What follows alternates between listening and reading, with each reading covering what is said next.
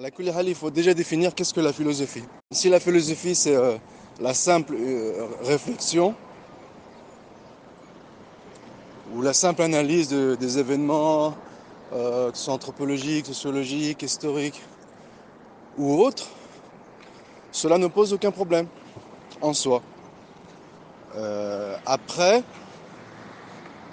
il faut simplement les passer à la loupe ou les passer au crible de la révélation.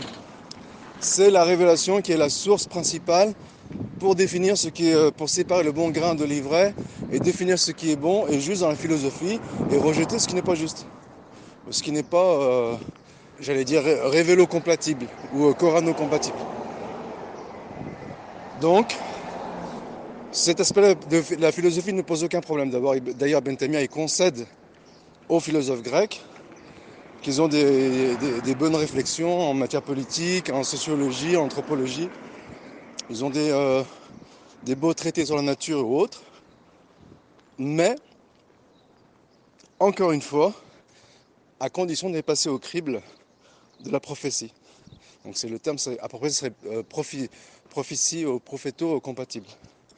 Ensuite, le grand problème de la philosophie, et d'ailleurs c'est la chose qui échappe à beaucoup de gens. Les gens ils pensent qu'à partir du moment que tu as une bonne réflexion, tu es un philosophe. Ou ils disent à partir du moment que tu n'appuies pas sur des versets et des hadiths, c'est que tu es un philosophe. En vérité, c'est pas ça un philosophe. Un philosophe, par définition au départ, c'est quelqu'un qui, et la philosophie condamnable, c'est quoi? C'est quelqu'un qui se passe de la révélation pour régler les problèmes des hommes d'une part. Donc là, on vient d'y répondre. On dit tout ce qui est compatible avec la révélation, ça ne pose aucun problème. Et d'autre part, c'est ceux qui réfléchissent sur la nature de Dieu en dehors des textes de la révélation, c'est-à-dire par leur propre réflexion. Ce qu'on appelle la métaphysique. Et c'est là le grand danger de la philosophie. C'est de réfléchir sur Dieu, sur la nature de Dieu, les noms attributs de Dieu, uniquement à travers la réflexion et la logique. En l'occurrence, il s'agit de la logique grecque. Ça, c'est exclusivement condamnable. C'est-à-dire tant les moyens qu'ils utilisent, qui est la logique grecque, là, ce qu'on appelle la logique formelle, et c'est ce qu'on appelle chez les musulmans le mantiq, il est entièrement condamnable le mantiq, même si il est relativement, on va dire, relativement en adéquation avec la logique naturelle, la vraie logique.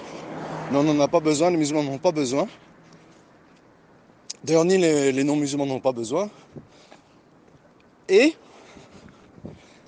tant l'objet de la réflexion qui est la métaphysique et la réflexion sur le divin.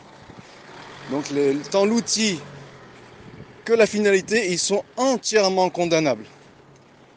Ensuite, quand ce qu'on appelle des intellectuels réfléchissent sur la vie en société, qui réfléchissent sur des problèmes anthropologiques, cela ne pose pas de problème dans la condition que ces conclusions ne s'opposent pas à la révélation ou à. Par rapport à cela, pour les gens qui veulent étudier la philosophie, il faut déjà qu'il ait un gros bagage, religieux, pour détecter pour séparer le bon grain de l'ivraie.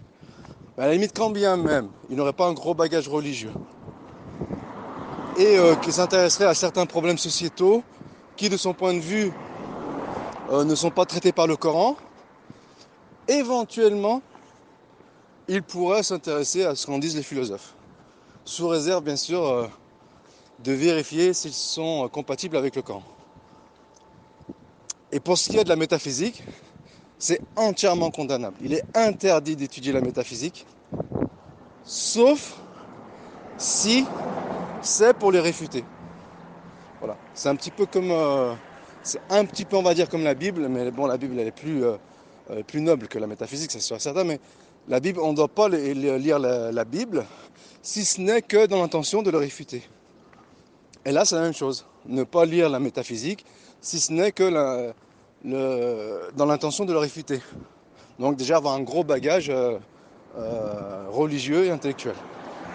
Ensuite, d'ailleurs c'est ce qu'a fait Ibn Taymiyyah.